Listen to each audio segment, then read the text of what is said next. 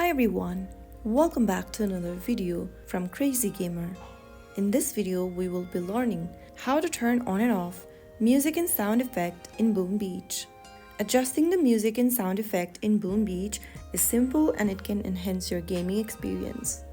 First of all, open up Boom Beach application on your device.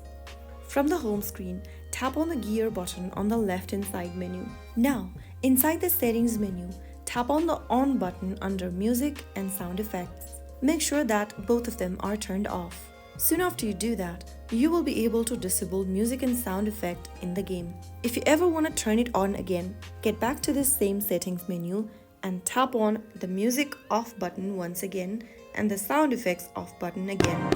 And just like that, you will be able to turn on and off sound and music effects in Boom Beach.